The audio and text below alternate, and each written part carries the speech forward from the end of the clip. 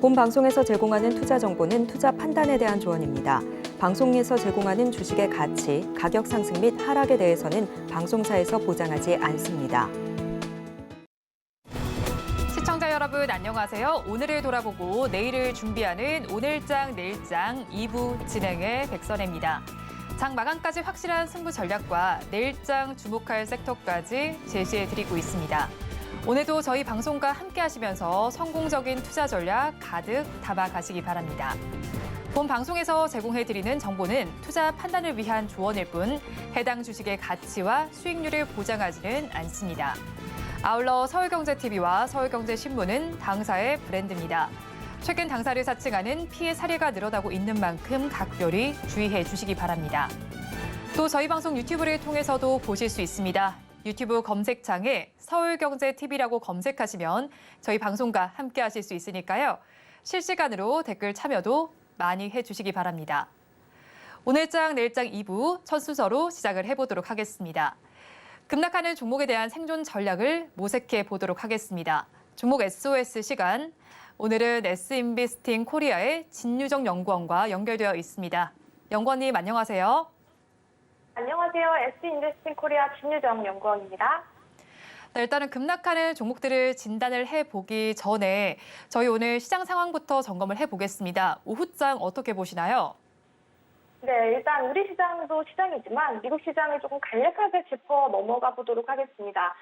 일단 지난주 시장이 어떻게 끝났는지 한번 살펴보면요. 일단 지난 22일 기준으로 BOE의 50bp 서프라이즈성 금리 인상이 있었습니다. 근데 그게 끝이 아니었죠. RBA, 그다음에 BOC, ECB 등등 다른 주요국의 중앙은행까지 모두 금리 인상에 나서는 모습이었는데요. 사실 이렇게 전반적으로 유럽이 금리 인상이 시장에서는 조금 부담으로 작용하는 모습이 조금 큽니다. 아시겠지만 일단 금리 인상이라는 재료 자체가 시장에서 화목거리는 아닌지라서 부정적으로 작용을 할 수밖에 없는데요.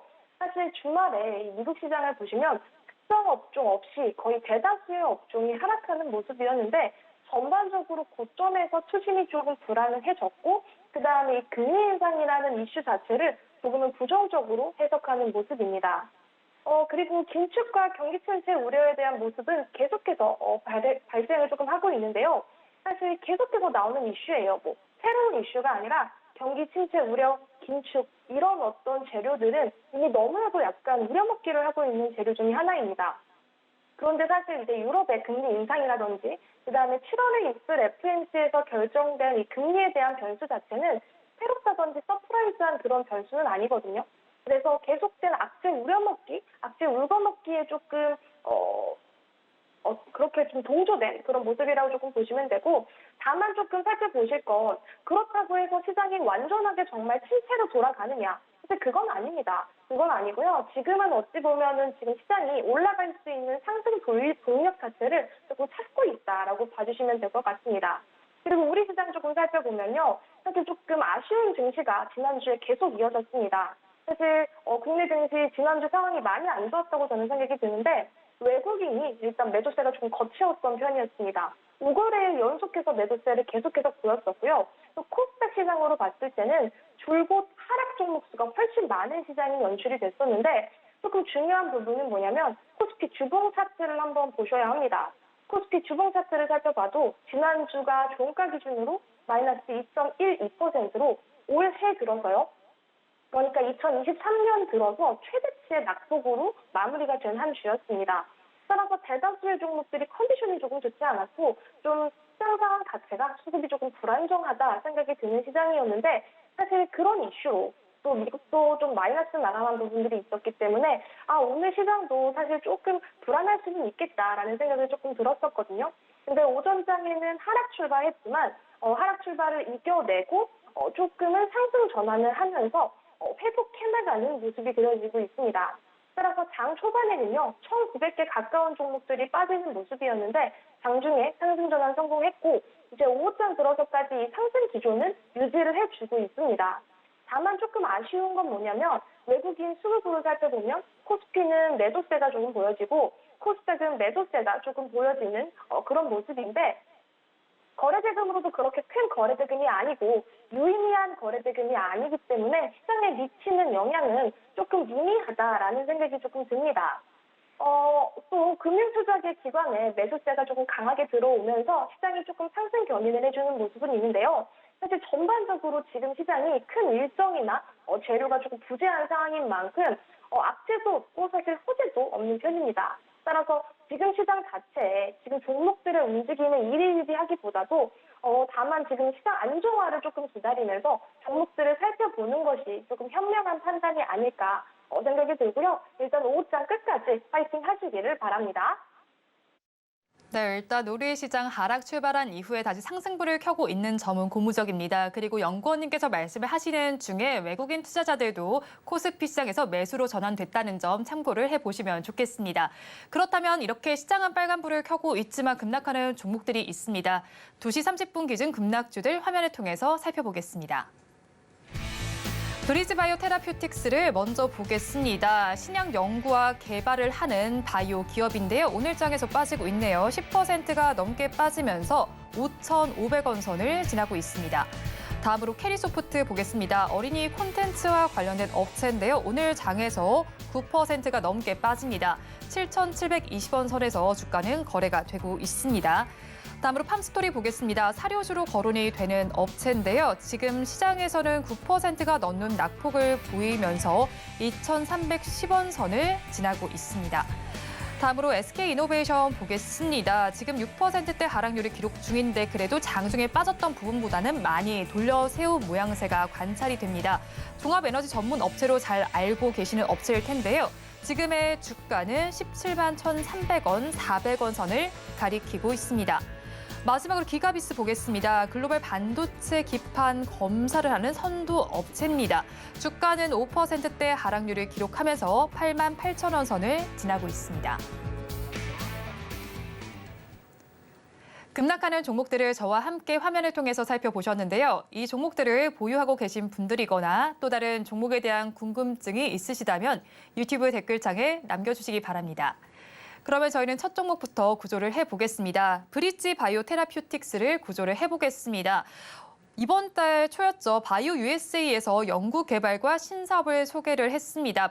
암과 폐 섬유화 질환 등 미충족 수요가 큰 두 질환을 중심으로 계속해서 개발이 진행 중인데 오늘 장에서는 주가가 빠지고 있습니다. 어떤 이유 때문일까요? 네, 사실 브릿지 테라 바이오 퓨틱스, 다시 말할게요. 종목명이 조금 어려워서 브릿지 바이오 테라퓨틱스입니다. 사실 이 종목 같은 경우에는 오늘 현재가 기준으로 한 9% 정도 빠지고 있는데 오늘 2거래일 연속으로 외국인 수급 이탈이 조금 보이는 부분들이 있습니다.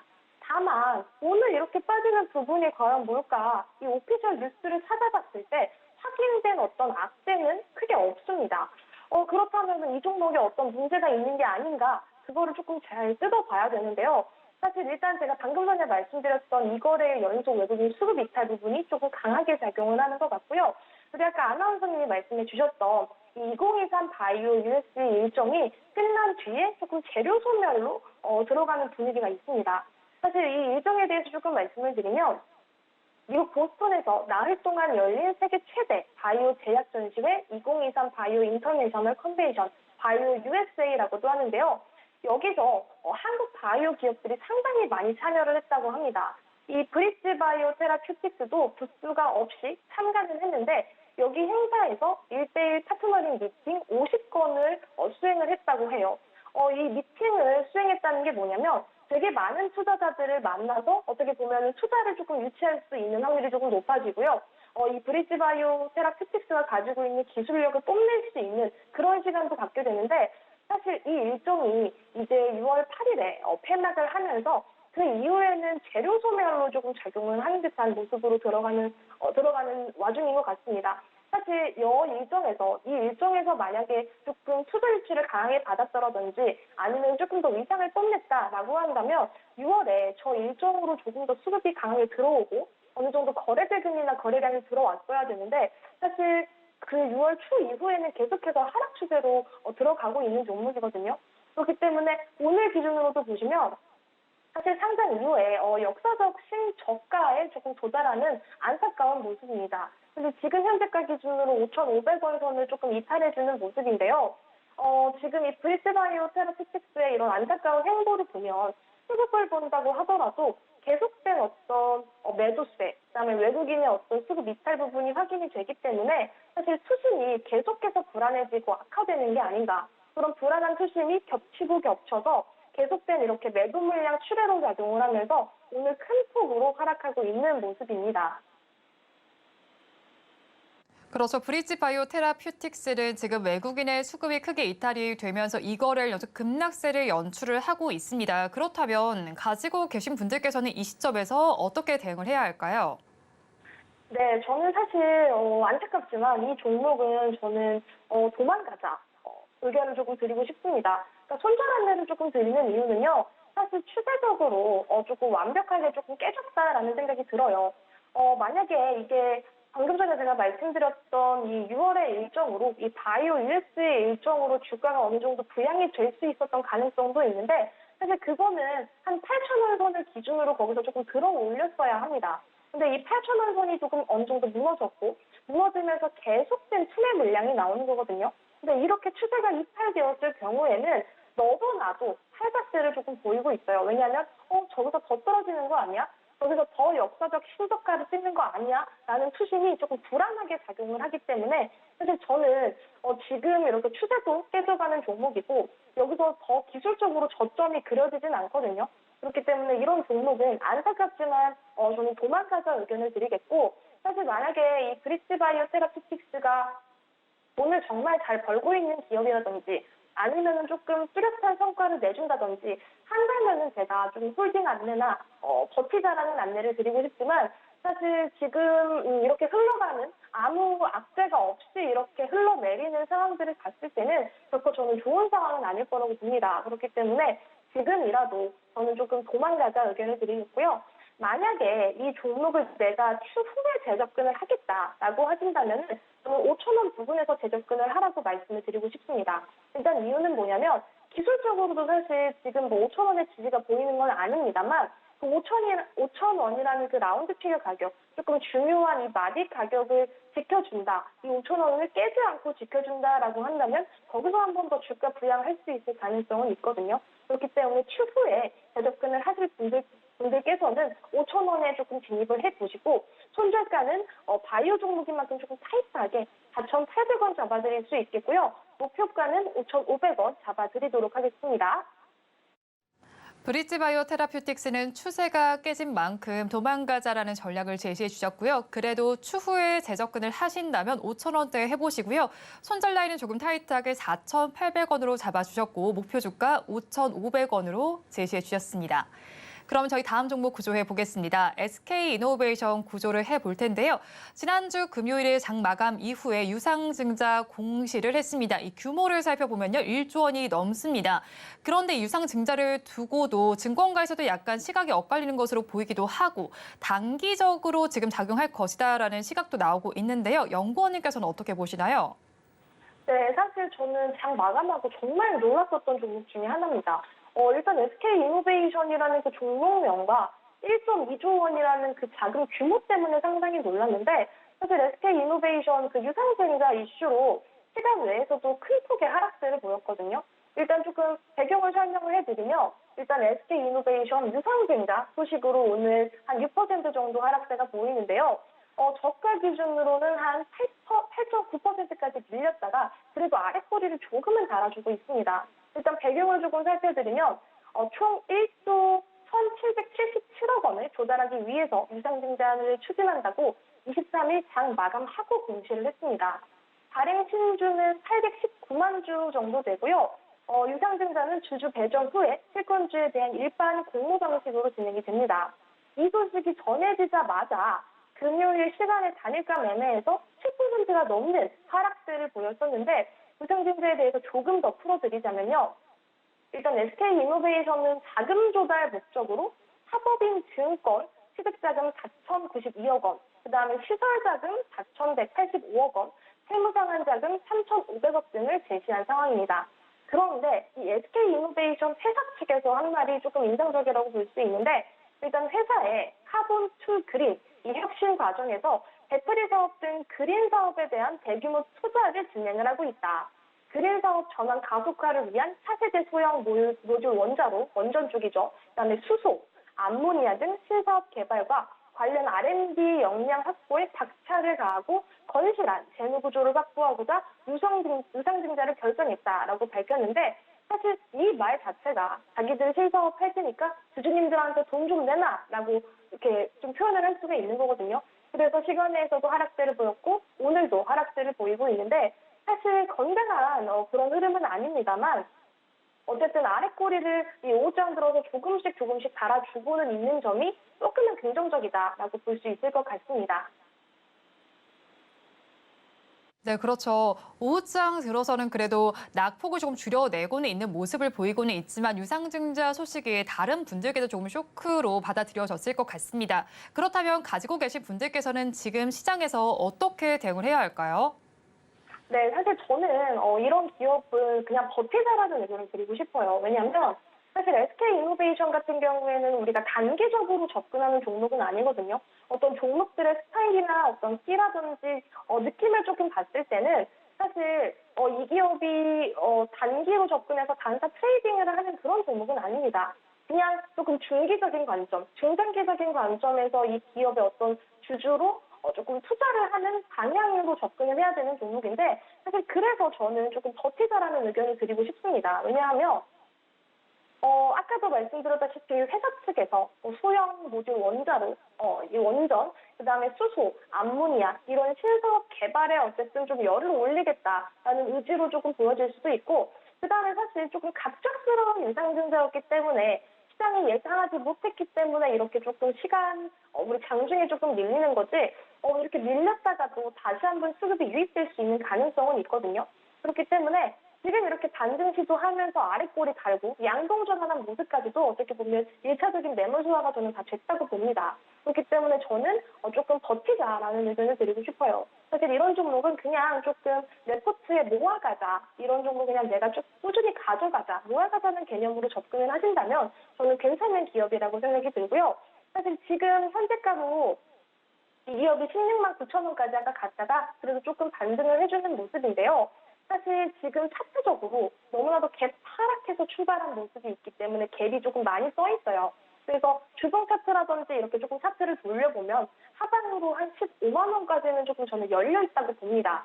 그래서 만약에 나는 이 기업을 조금 더 모아가고 싶다라는 분들이 계신다라고 하면 조금 살펴보면서 15만 원까지 떨어졌을 때 한 번 더 추가 매수 하시기를 저는 권장드리고 싶습니다. 왜냐면 저는 모아가도 좀 무방한 종목이라는 생각이 들어서요. 그렇기 때문에 15만 원에서 추가 매수를 한번 진행을 해주시고요. 목표가는 전 직전 고점 부분인 19만 5천 원 잡아드릴 수 있겠고, 손절가는 14만 5천 원 잡아드릴 수 있을 것 같습니다. SK이노베이션에 대해서는 버티자라는 전략을 제시해 주셨습니다. 지금도 조금 모아가도 좋겠다라는 입장을 제시를 해 주셨는데, 그러면서 추가 매수 가격 15만 원으로 제시를 해 주셨고요. 이때 목표 주가는 19만 5천 원, 손절 라인 14만 5천 원으로 제시해 주셨습니다. 그럼 저희 마지막 종목을 구조해 보겠습니다. 기가비스를 구조를 해 볼 텐데요. 기술 고도화가 어려운 자동 광학 수리기와 관련한 특허를 취득했다라는 소식 속에서 지난 거래일에는 오름세가 나타났는데 오늘 장에서는 빠지는 부분이 있습니다. 차익 실현 매물의 관점으로 봐도 될까요? 네, 맞습니다. 사실 저는 정말 완벽하게 차익 실현 매물 출해로 봅니다. 지난 거래일이었죠. 바로 전 거래일에 상한가에 안착하면서 마감을 했는데, 오늘 보시면은 시가가 마이너스 3%로 시작을 했다가 저가 기준으로 마이너스 8.9%까지 세게 조금 밀어줬었거든요. 그래서 저 종목의 추세가 조금 많이 깨지나 했었는데 그 우려를 뒤로하고 그래도 오후장에 들어서 조금씩 아랫꼬리를 길게 달고 있는 모습입니다. 일단은 오늘 빠지는 이유에 대해서 조금 말씀을 드리면, 전거래일 상한가에 안착했고 고점에 대한 물량이 1차적으로 나오고 있고, 그리고 외국인과 투신 기관에 조금 매도세가 많이 나옵니다. 사실 그들도 어떻게 보면 차익 실현 매물이라고 봐도 무방할 것 같고요. 그리고 오늘 조금 이슈를 조금 더 찾아보면, 이 기가비스가 2023년 5월에 상장한 종목이거든요. 근데 5월에 이렇게 신규 상장한 종목들은 보통 이 보호예술 물량이라고 해서 1개월짜리, 3개월짜리, 6개월짜리, 1년짜리 이렇게 우리가 한번 체크를 해봐야 합니다.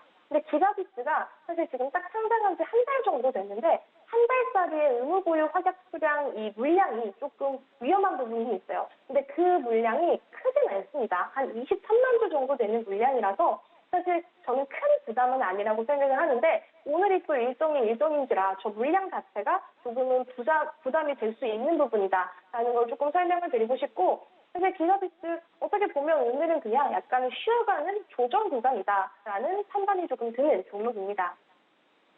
네, 기가비스에 대해서는 오늘 쉬어가는 조정 구간이다라고 설명을 해주셨는데요. 그렇다면 이 시점에서 가지고 계신 분들께서는 어떻게 대응하면 좋을까요?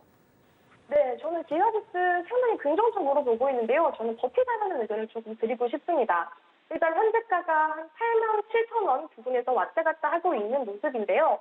사실 이 기가비스 상장한 지는 얼마 안 됐지만 이 가지고 있는 이 특허권이 조금 있거든요. 조금 말씀을 드리면 자동 광학 수리기와 관련된 특허가 있는데 이 AOI 설비에 장착해서 불량 수리하고 나서 이 데미지를 3차원으로 분석할 수 있는데 사용하는 그런 특허라고 합니다. 근데 말이 조금 어려운데 어쨌든 조금 괜찮은 기술, 괜찮은 특허를 가지고 있는 기업이다라고 좀 간단하게 정리를 할 수가 있고요.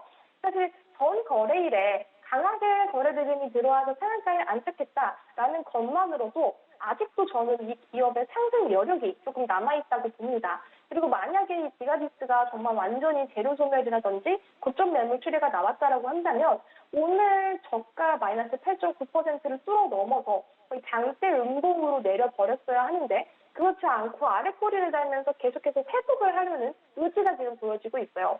그렇기 때문에 저는 기가비스 같은 경우에는 조금 버티자라는 의견을 조금 드리면서 만약에 이 기업이 여기서 조금 더 밀린다라고 한다면 추가 매수 가격은 저는 8만 3천 원을 조금 잡아드리도록 하겠습니다. 그런데 8만 3천 원을 깨주지 않고 여기를 잘 지켜준다라고 한다면 추가 매수 없이도 그냥 버티셔도 될 것 같고요.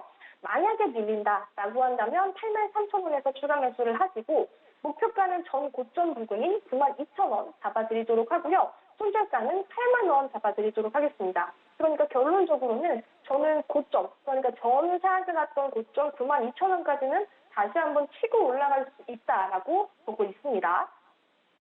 기가비스 역시도 버티자라는 전략을 제시해 주셨습니다. 추가로 매수를 하신다면 8만 3천 원 선에 해보시고요. 목표 주가는 전 고점 부근인 9만 2천 원 제시해 주셨습니다. 손절 라인으로는 8만 원 말씀해 주셨으니까 투자 의견을 참고해 보시기 바랍니다.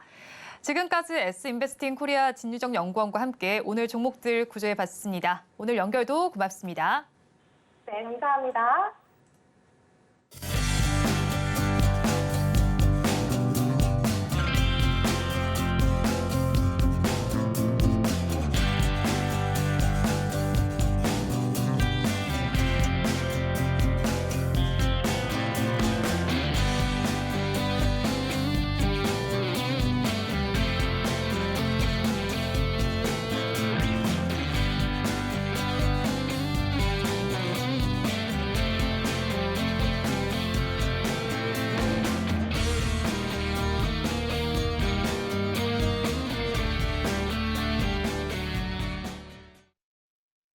앞서서 급락수에 대한 대응 전략을 살펴봤다면 이번에는 오늘의 매매일지에 성공적인 마침표를 찍어드릴 찬스 종가 베팅 시간입니다.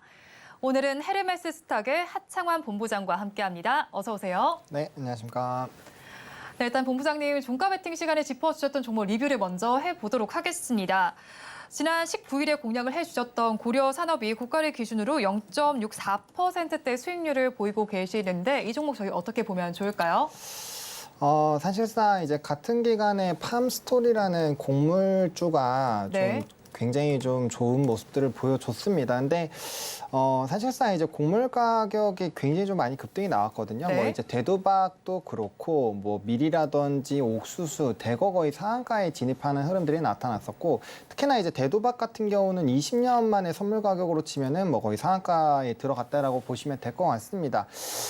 사실 근데 그럼에도 불구하고 최근에 이제 재건주들이 조금 급등 기조들이 계속 나타났죠. 예전에도 말씀드렸던 것처럼 이제 곡물 곡물 쪽이 약할 때는 재건이 세고요. 재건이 셀 때는 곡물주가 약하기 때문에 두 가지 산업을 좀 이렇게 반대 개념으로 보셔야 된다라고 말씀을 드렸는데 말씀드리고 좀 아쉽게도 재건 쪽에 조금 더 많은 포커스가 쏠렸습니다. 뭐 내전 이슈도 있었고 사실상 이제 뭐 정부의 이런 뭐 MOU라든지 추가적인 모멘텀들이 붙어주면서 조금 부진한 흐름들이 나타났는데 제가 이 종목을 말씀을 드리면서 언급을 드렸던 게 이게 전저점 부분에서 한 10% 정도 밖에 못 올랐다라고 말씀을 드렸고 이전에 신성홀딩스도 좀 급등하기 전에는 이렇게 물량을 모아가면서 약간의 좀 횡보 구간들이 좀 있었거든요. 근데 뭐 오늘 구리 가격도 좀 슈팅이 나온 게 결과적으로는 이런 기후 변화에 따른 이런 칠레 광산 엘니뇨 현상에 따른 폭우가 나타날 것으로 예상이 되고 있기 때문에 그런 부분으로 이제 다른 섹터들도 움직이는 거 보면 분명 곡물 쪽에서는 좀 움직임이 나타나지 않을까라고 봅니다. 그래서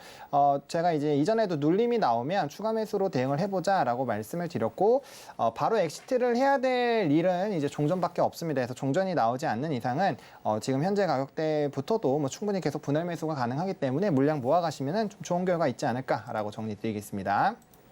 네, 종전이라는 이슈가 없다면 계속해서 가져가도 좋겠다라고 말씀을 해주셨어요. 그러면 두 번째 종목 리뷰도 좀 부탁을 드릴게요. 지난달 15일에 공략을 해주셨던 SP 시스템스는 지금 12%대 수익률을 보이고 있습니다. 이 종목도 계속 가져가도 좋을까요? 네, 뭐 사실상 이 종목은 말씀드리고 나서 이제 실적이 좀 안 좋게 나와서 뭐 한 2% 정도까지 빠졌다가 이제 수익으로 돌아서서 이제 10%대 상승력이 나왔는데요. 뭐 해당 종목 같은 경우도 이전에랑 말씀을 드렸던 게 똑같습니다. 지금 이제 예상치 못하게 실적이 조금 부진하게 나왔지만 차트를 보시면 저점을 계속적으로 상승을 시키면서 자리를 계속 만들어 나가고 있죠. 그리고 최근에도 한번 급등이 나오긴 했는데 이날도 사실상 거래량이 그렇게 크게 터지진 않았습니다. 그래서 충분히 상승 여력은 좀 나타날 수 있지 않을까라고 보고 있고요. 한 번의 대세적인 상승 이후에 약간의 좀 물량 소화 과정들을 좀 거쳐가는 것이 아닌가라고 생각이 들고 있습니다.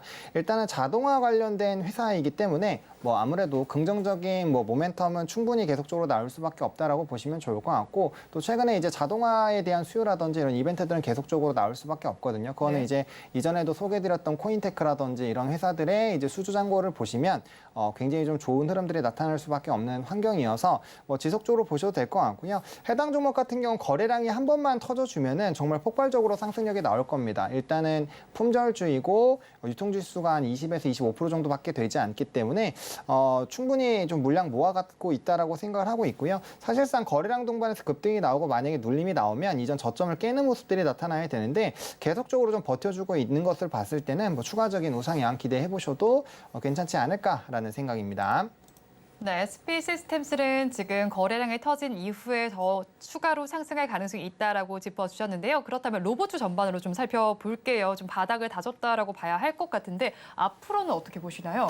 뭐 앞으로는 당연히 좋다라고 생각을 하고 있는데 이게 시기가 얼마나 걸릴지가 좀 중요하죠. 사실상 지금 여전히 뭐 레인보우 로보틱스를 좀 보셔야 되는데 그래도 뭐 최근에 뭐 KRM이라는 종목은 조금 이슈가 있어서 좀 슈팅이 나왔었죠. 근데 이 종목도 결국에 보시면은 금방 다시 돌아왔거든요. 그래서 로봇주들이 어느 정도 자리를 잡고 있는 것은 맞다라고 보여지지만 아직까지는 좀 기간 조정이 좀 더 필요하지 않을까라고 보고 있고요.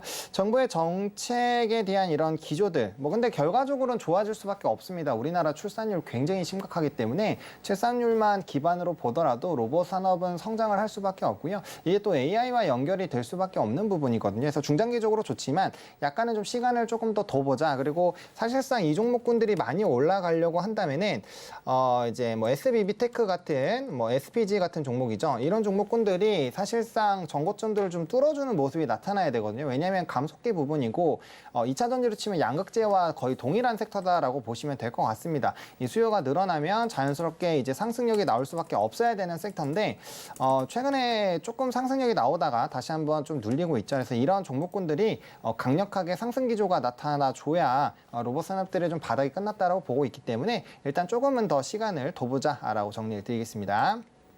네, 일단 조금 더 시간을 두자라고 말씀을 해주셨어요. 그렇다면 오늘 종가도 베팅할 종목 한번 봐야 될 것 같은데 오늘은 어떤 섹터에서 가져오셨을까요?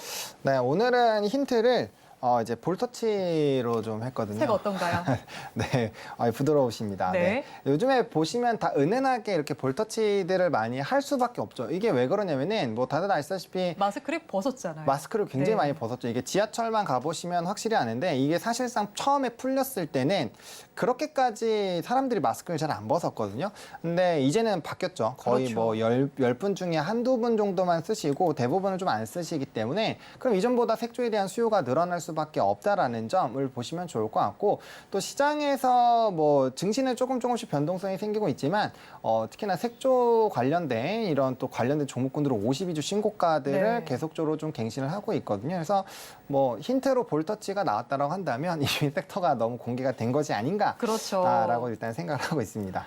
네, 저도 사실 느껴지는 게 뭐 그런 드러그스토어 가게 되면 요즘에 네네. 색조 화장품 코너가 가장 먼저 이제 눈에 띄고 힘을 많이 주고 있다라고 느껴지기도 하고요. 또 네네네. 색조 화장에 대한 수요가 계속해서 늘어나고 있더라고요. 본부장님께서는 이 부분들 어떻게 보시나요? 뭐 제가 어떻게 네. 보고 있는가가 중요한 게 아니라 실적으로 이미 증명이 되고 있죠. 뭐 색조 화장품들의 이런 실적을 보시면 정말 뭐 어마어마하게 네. 성장이 나오고 있고 특히나 우리 내수뿐만 아니라 뭐 이제 해외에서 특히나 좀 굉장히 좀 큰 성장이 나타나고 있습니다. 뭐 대표적으로 북미라든지 뭐 일본 지역에서 특히나 굉장히 좀 좋아지는 흐름들이 나타나고 있는데 특히나 이게 이제 관련된 ODM 업체, OEM 업체들이 굉장히 좀 강력한 상승력이 나오고 있거든요. 그러니까 결과적으로는 이런 아이돌들의 흥행이 결국은 우리 그렇죠. 화장품에도 굉장히 좀 긍정적인 영향을 미쳤다라고 보시면 좋을 것 같고 과거에는 이제 한방 화장품들을 좀 많이 사왔거든요. 근데 요즘에는 색조를 들고 간다라고 합니다. 그만큼 색조가 뭐 여행에서 반드시 챙겨가야 될 버킷리스트에 들어갈 정도로 좀 이슈가 되고 있습니다. 그러니까 이게 복합적으로 좀 영향이 있다라고 보시면 좋을 것 같은데 제가 보는 입장은 아무래도 앞서 말씀드린 이런 엔터주들이 굉장히 그렇죠. 좀 비상을 하다 보니까 이게 우리나라 화장을 따라하기 위해서는 우리나라 네. 색조를 좀 써야 되거든요. 해외 걸로 물론 일본 것도 굉장히 좋기는 합니다만 그걸로는 소화가 다 안 되는 걸로 알고 있습니다. 물론 제가 남자여서 이걸 명확하게 설명을 드릴 수는 네. 없지만 그래서 사실상 우리나라 제품들이 과거에는 이제 우리가 일본에서 많이 색조를 갖고 왔는데 요즘에 일본을 가보시면 우리나라 제품이 더 많아요. 그렇죠. 굉장히 핫해졌다라는 것들을 좀 확인해 보실 수 있고 그 성장 기조가 뭐 거의 뭐 세 자릿수 나오는 기업들도 있거든요. 네. 그러니까 이게 한 번 또 화장이 들어가게 되면 이게 지속품이죠. 계속적으로 사용할 수밖에 없기 때문에 뭔가 특별한 이슈가 변하지 않게 된다라고 한다면 뭐 단연 계속적으로 사용을 할 수밖에 없고 뭐 전 세계적으로 마스크를 벗은 지 얼마 안 됐고 이런 뭐 엔터가 한 번에 인기를 얻고 딱 사라지진 않을 거거든요. 그렇죠. 이게 문화에 들어갔기 때문에 앞으로 좋아질 수밖에 없다라는 관점으로 좀 보시면 좋을 것 같고 그렇기 때문에 실적이 워낙 좋게 나올 것이고 지금도 좋게 나오고 있습니다. 그러니까 실적 베이스로 계속 가기 때문에 이거 뭐 너무 주가가 높은 거 아니야라고 생각을 하겠지만 계속적으로 상승력이 나오고 있다라는 점. 뭐 대표적으로 의료기기가 비슷하죠. 네. 사실상 실적이 이제 향후에 좋을 것으로 예상이 되고 있고 그런 것들을 확인하고 있음에도 불구하고 주가가 뭐 단기간에 막 4배, 5배 이렇게 올라가고 있잖아요. 근데 화장품은 찍히고 있거든요. 특히나 색조는. 그래서 그런 부분에서 본다라고 한다면 뭐 충분히 상방 열어놓을 수밖에 없지 않을까라고 생각을 하고 있습니다. 그렇죠. 뭐 하늘 아래 같은 색조는 없다라는 말도 있거든요. 그런 네네네. 만큼 계속해서 수요는 늘어날 것 같은데 그럼 어떤 종목 가지고 오셨을까요? 네, 토니몰이라는 종목을 들고 왔습니다. 네. 사실상 이제 뭐 선발로 가고 있는 종목군들은 그 언급은 굉장히 많이 들었던 CNC 인터내셔널이나 아이패밀리 SC 이런 종목군들이 사실은 대장이거든요. 이쪽이 이제 립이랑 뭐 ODM 특히나 둘 다 이제 립으로 좀 치중이 되어 있는데 네. 뭐 이 관련된 종목군들은 주가가 바닥권에서 벌써 한 뭐 배는 갔습니다. 네. 그래서 이제 그 다음에 후발로 움직이는 게 이제 코스메카 코리아였는데 이 종목도 저점 대비했을 땐 거의 80, 90% 올랐거든요. 그 다음에 이제 가는 게 토니몰이라고 생각을 하고 있습니다. 그래서 네. 이 종목 같은 경우는 최근에 증권가 리포트도 나왔는데 뭐 더없이 실적이 좋아질 수밖에 없다라는 내용으로 되어 있고요. 지금 이제 앞서 언급드렸던 이런 종목군들은 대부분 북미 지역 아니면 일본 지역에서 정말 폭발적인 성장이 나오고 있는 종목군들이거든요. 근데 토니모리도 마찬가지죠. 북미 북미 지역에서의 실적 캐파가 굉장히 많이 좋아질 것으로 예상이 되고 있기 때문에 뭐 관련된 수출적인 흐름들이 좋아질 수밖에 없는 상황이고 앞서 말씀드린 것처럼 뭐 북미나 일본, 유럽 지역만 지금 장악을 하더라도 상당히 좋거든요. 왜냐하면 사실상 과거의 화장품 섹터라고 한다면 중국 비중을 많이 체크를 했었고 최근에 뭐 6.18이라든지 이런 화장품 이슈가 있었지만 사실상 우리나라 제품이 그렇게 크게 활동을 못했습니다. 이전에 우리나라에서 맥주, 뭐 아사히 맥주가 엄청나게 핫했지만 이게 우리 로컬 브랜드로 다 그냥 점령을 해버렸잖아요. 그와 같은 의미로 코로나 기간 동안에 우리 로컬 브랜드가 정말 많이 힘을 잃었습니다. 그러다 보니까 중국의 비중이 높은 기업들은 여전히 좋지 않지만 앞서 말씀드린 것처럼 뭐 북미라든지 일본, 유럽 이런 쪽에서 강한 종목군들은 굉장히 좀 52주 신고가를 찍고 있거든요. 그리고 심지어 중국 비중에서 실적이 나올 때마다 더 좋은 실적들이 나오고 있기 때문에 이런 캐파들이 좀 좋아졌다. 그리고 이제 영역이 넓어지다 보니까 관련된 부분이 잘 흥행하고 있는 상황에서 하반기 때 지금 언급이 많이 되는 것들이 중국의 부양책들과 수요 증가로 중국에서도 화장품 쪽도 좀 좋아지지 않을까라는 기대감이 있거든요. 그러면은 다른 로컬 지역에서 굉장히 잘 되고 있는데 중국까지 좋아지게 되면은 당연히 화장품에 대한 투자 심리가 굉장히 좋아질 것이고 이게 플러스 알파로 굉장히 붙어줄 수밖에 없다라는 점. 그리고 실적이 깔아주고 가고 있기 때문에 주가의 위치 에너지가 높더라도 사람들이 좀 믿고 투자를 할 수가 있거든요. 그래서 그런 부분에서는 상당히 좀 매력적으로 가고 있다라고 보시면 좋을 것 같습니다. 그래서 토니모리가 제가 봤을 때는 뭐 코스메카 코리아라든지 이런 뭐 IP밀리SC 같은 종목군들의 후발로 뛰고 있는 종목 중에 하나이기 때문에 해당 종목을 좀 추격해서 보시는 거 괜찮지 않을까라는 생각입니다. 네, 그렇다면 저희 가격 전략은 어떻게 가져가면 좋을까요? 네, 해당 종목 같은 경우는요. 지금 이제 단기적으로 좀 급등이 연달아 2번 정도가 나왔습니다. 이런 경우에는 5일선 부분에서 매수를 해주는 게 좋기 때문에 5,850원 라인부터 6,250원까지 좀 조정이 나올 때 접근을 해보시면 좋을 것 같고요. 일차적인 목표가는 7,100원으로 잡았습니다. 근데 만약에 이 가격대 뚫어준다라고 한다면 뭐 저는 충분히 9,000원대도 가능하지 않을까라고 보는데 이게 이제 앞서 말씀드렸던 코스메카 코리아가 거의 위치 에너지가 비슷했었거든요. 이전에 저점 부분에서 이제 슈팅이 나오면서 이제 전 고점을 뚫어줘 버렸고 그 상태에서 이전 고점 라인까지 뚫어주면서 이제 전 고점까지 뚫어줬거든요. 그래서 만약에 해당 종목도 이전에 전고점 라인 요 라인만 뚫어준다라고 한다면 이전 직전 고점 라인 부근까지 갈 텐데 여기 또 슈퍼 매물대가 있다 보니까 목표가 9,000원으로 좀 세우시면 좋을 것 같고 손절 라인 같은 경우는 5,100원으로 좀 선정을 했습니다. 사실상 해당 가격에 들어오게 된다면 2차 매수가 맞지만 만약에 좀 가격적인 부담이 있으신 분들께서는 여기서 좀 분할로 접근을 대응을 해보시면 좋을 것 같고 제가 이전에도 한번 종목 좀 말씀을 드렸는데 만약에 좀 위치적으로 너무 나는 좀 불안하다 하시면은 본느라는 또 이제 기초와 ODM을 같이 하고 있는 또 이제 화장품 업체가 있거든요. 그래서 이 회사도 색조이기 때문에 뭐 바닥권에 있어서 좀 편안합니다. 이런 종목으로 같이 대응을 해보셔도 좋을 것 같습니다. 네, 토니모리에 대한 대응 전략까지 살펴보셨습니다. 그러면 저희는 마감 동시효과 구간 분위기 살펴보도록 하겠습니다. 우리 양대시장 약보합권에서 출발한 이후에 올려 세우더니 이후에는 약간 박스권 장세를 그리고 있습니다. 코스피 시장 0.47%의 강보합세 보이면서 2,582선에 마감할 것으로 보이고요. 코스닥 시장은 조금 더 강합니다. 0.63%의 오름세로 880선 회복하면서 마감할 것으로 보이네요. 오늘 본부장님께서 이 시장 어떻게 보셨을까요?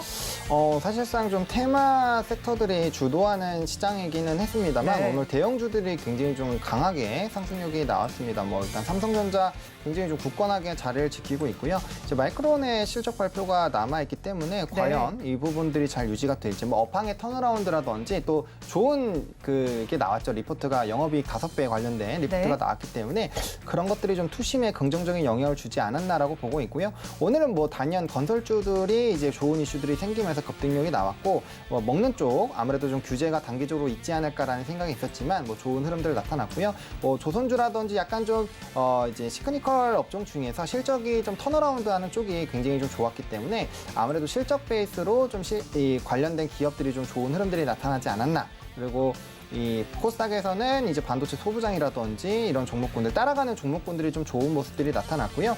일단 시장 자체는 기간의 수급들이 좀 들어오면서 좀 양전환을 한 부분은 있는데 지금 상승 종목수와 하락 종목수를 비교했을 때는 그렇게까지 크게 차이는 나지 않습니다. 그래서 일단 오늘은 좀 수급에 대한 긍정적인 영향이 있었던 것 같고요.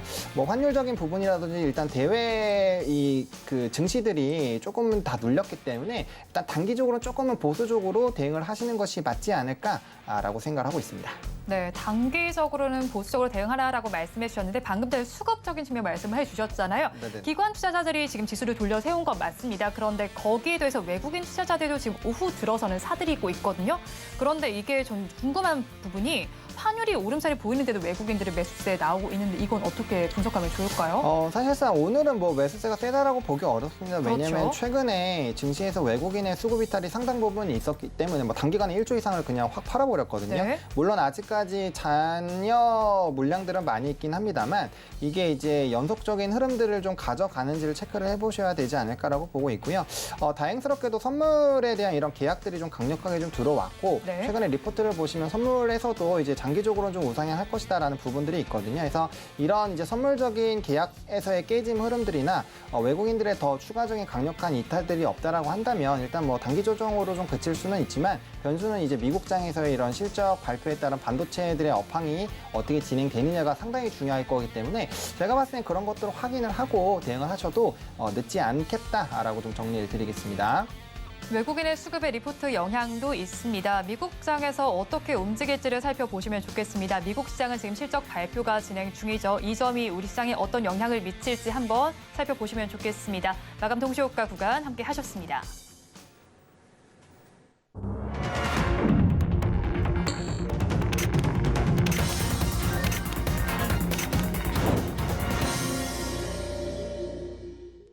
우리 시장 장을 마쳤습니다. 우리 시장 그래도 오늘 좀 고무적으로 움직였다라고 봐야 할 것 같은데요. 내일장에 대한 대응 전략도 세워봐야겠죠. 오늘장, 내일장 전문가님들께 내일장의 중요 포인트가 될 히든카드를 물어봤습니다. 화면을 통해서 만나보시죠. 코스피는 박스권을 갖췄습니다. 그렇다면 이번 주에 증시의 관전 포인트는 어디에 있을지 살펴봐야겠는데요. 먼저 알파경제 김종윤 이사님께서는 마이크론의 실적에 반응할 것이다라고 앞서서 본부장님께서 짚어주셨던 내용을 말씀해 주셨고요. 다음으로 인프스탁 데일리의 최양호 원장님께서는 환율의 중요성이 부각되고 위험자산 선호도에 따라서 환율에 미치는 영향을 점검을 해봐야겠다라고 말씀을 해주셨습니다. 마지막으로 S인베스팅 코리아의 진유정 연구원님께서는 코스피 회복이 중요한 구간입니다. 그래서 이번 주에 2,600선을 다시 돌파할 수 있는지 여부에 주목을 해보면서 충전소 테마를 짚어주셨네요. 본부장님께서는 이 의견들에 대해서 어떻게 생각하실까요? 일단 충전소 같은 경우는 이번 주 수요일, 목요일에 이벤트가 있습니다. 네. 그러다 보니까 관련돼서 이벤트 플레이를 좀 해보자라고 말씀을 하신 것 같고요.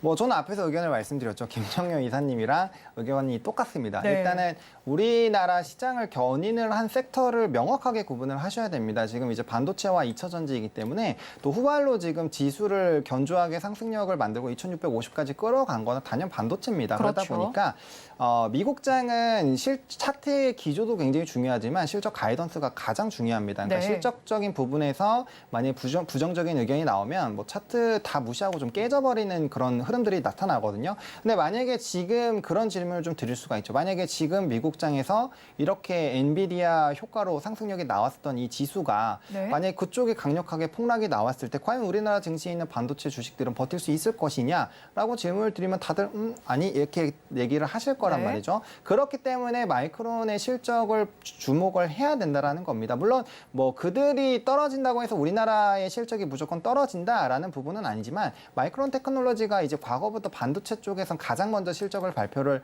했었고요. 그래서 약간 나침반 역할들을 해줬거든요. 그리고 그쪽이 실적이 좋지 않으면 우리나라 기업들도 사실상 실적이 좋기가 쉽지는 않습니다. 물론 네. 지금 이제 업황 자체가 턴어라운드를 하고 있기 때문에 좀 어렵겠지만 어쨌든 이거에 따라서 지수의 흐름들이 굉장히 달라질 수 있기 때문에 단연 이 부분을 좀 집중해서 보셔야 되지 않을까라고 정리드리겠습니다. 네, 일단 말씀들 다 정리해 주셨는데 그렇다면 본부장님께서는 내일장에서 어떤 섹터를 봐야 한다라고 생각하실까요? 저는 일단은 AI 쪽 네. 그리고 이제 뭐 의료기기 그리고 실적 쪽이 좀 잘 나오는 쪽을 좀 보셔야 되지 않을까라고 보고 있거든요. 사실상 뭐 말씀드린 뭐 충전소도 나쁘지 않다라고 보는 네. 게 오늘 같은 경우도 이제 퀄컴 코리아 이슈가 있다 보니까 뭐 엑스게이트라든지 뭐 KCS 이런 양자 관련된 종목군들이 급등들이 나왔었거든요. 그리고 뭐 수주 관련된 리포트 나오면 올라가면 또 거기 관련돼서 이슈가 또 부각이 되죠. 특히나 네. 이제 충전소 같은 경우는 앞으로 이슈가 될 수밖에 없기 때문에 만약에 그 관련된 부분에서 수급이 쏠리게 된다라고 한다면 뭐 단기적인 이슈는 되지 않을까라고 보고 있고 저는 이제 뭐 요즘에 이제 해외 유명한 기업들이 AI 투자를 굉장히 많이 하고 있고 AI 의료기기 쪽이 계속적으로 시장을 좀 주도를 하고 있죠. 근데 네. 뭐 루닉 같은 정말 이제 몇 배씩 올라간 종목도 있지만 이제 막 바닥권에서 시작하는 종목군들도 상당히 있거든요. 그러다 보니까 아마 관련된 부분에서 오늘 순환매도 좀 나왔던 걸로 기억을 하고 있기 때문에 이러한 기조들이 좀 유지가 되지 않을까. 그래서 지금 사실 가장 부담 없이 계속적으로 좀 투입할 수 있는 쪽이 또 이쪽이기 때문에 뭐 이런 쪽과 이슈가 있는 쪽 이렇게 두 가지 부분으로 나눠서 좀 대응을 해보시면 좋을 것 같습니다. 네, 루니선 방금 본부장님께서 말씀해 주셨는데 일본에서도 소식이 나와 있잖아요. 보험급여 네네. 가산 수가 제품으로 인증을 받았다는 소식이 나오는데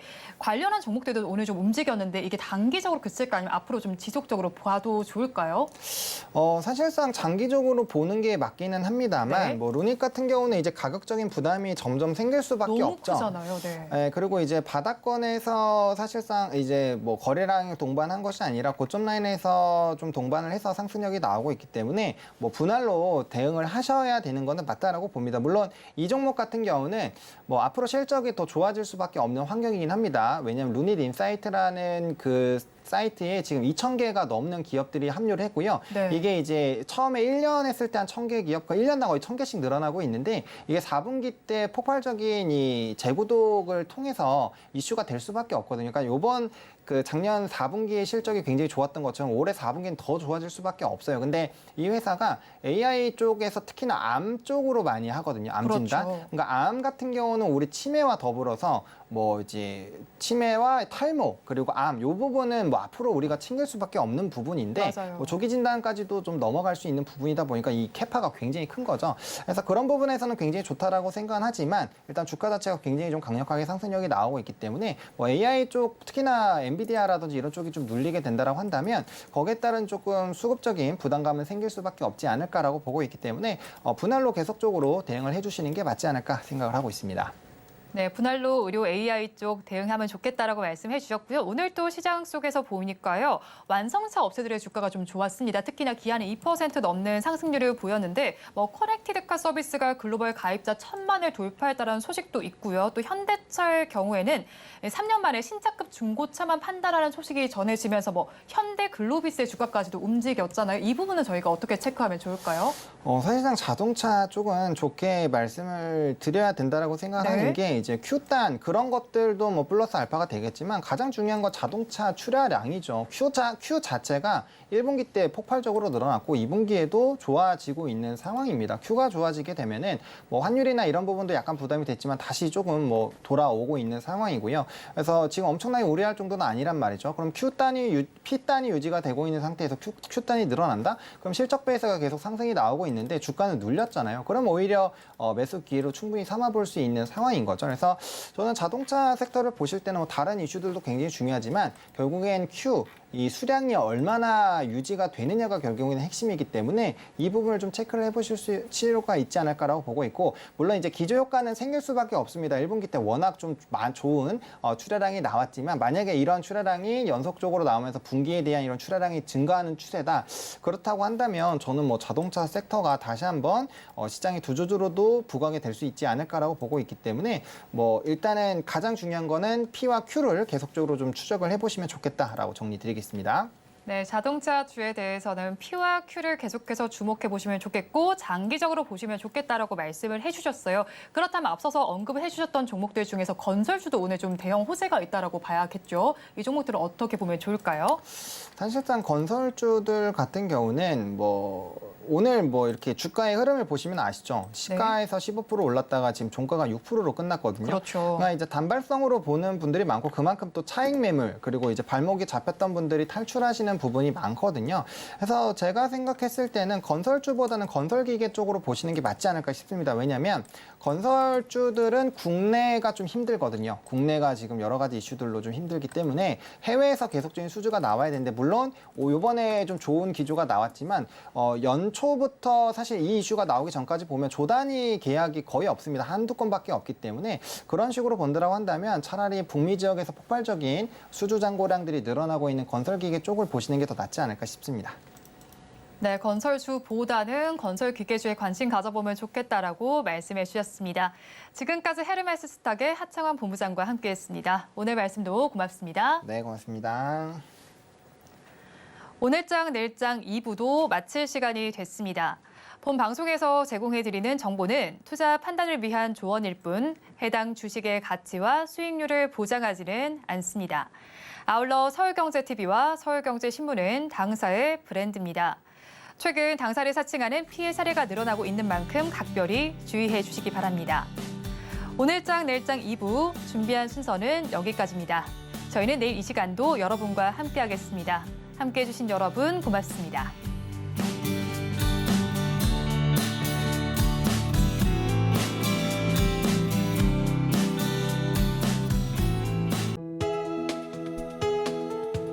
본 방송에서 제공하는 투자 정보는 투자 판단에 대한 조언입니다. 방송에서 제공하는 주식의 가치, 가격 상승 및 하락에 대해서는 방송사에서 보장하지 않습니다.